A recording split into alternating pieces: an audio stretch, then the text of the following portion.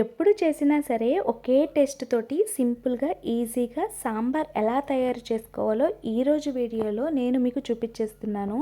మీరు కూడా చూసి ఖచ్చితంగా ట్రై చేసి మీ ఇంట్లో వాళ్ళకైతే చేసి పెట్టేయండి.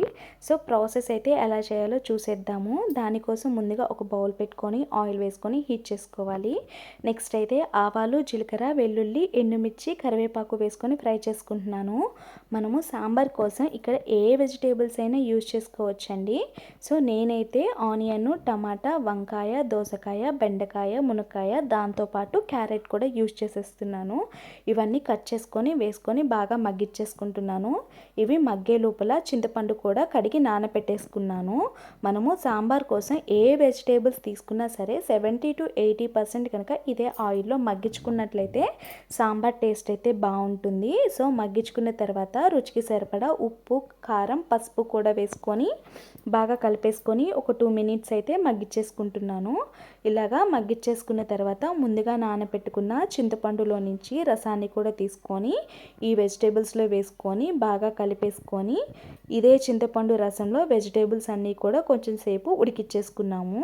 ఈ ప్రాసెస్ అంతా చేసుకోవడానికంటే ముందే మనము ఒక కప్పు కందిపప్పు తీసుకొని బాగా కడిగి 3 కప్పులు వాటర్ పోసుకొని నానబెట్టేసుకొని ఉడికిచ్చేసుకోవాలి.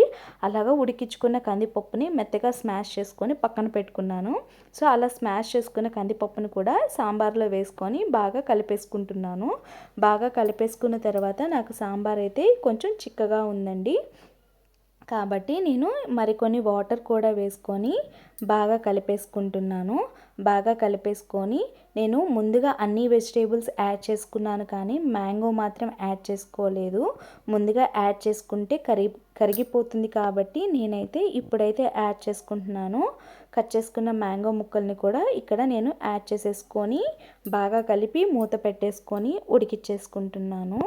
మనము సాంబారు ఉడికిన తర్వాత సాంబార్ పౌడర్ కూడా యాడ్ చేయాల్సి ఉంటుంది. మీరు మీ ఇంట్లో ఉన్న సాంబార్ పౌడర్ అయినా సరే ఇక్కడ యాడ్ చేయొచ్చు. నేనైతే షాప్ నుంచి తెప్పించిన ఆచి సాంబార్ పౌడర్ని అయితే యూజ్ చేస్తున్నాను. మీరు ఒకవేళ మీ ఇంట్లో తయారు చేసుకున్న సాంబార్ పౌడర్ ఉన్నా సరే ఇక్కడ యూజ్ చేసుకోవచ్చు. సో సాంబార్ పౌడర్ కూడా వేసుకొని బాగా కలిపేసుకొని ఒక 2-3 మినిట్స్ అయితే ఉడికిచ్చేసుకోవాలి. నెక్స్ట్ అయితే సన్నగా తరిగిన కొత్తిమీరను కూడా ఇందులో వేసుకొని బాగా కలిపేసుకొని అయితే నేనైతే ఉడికిచ్చేసుకుంటున్నాను.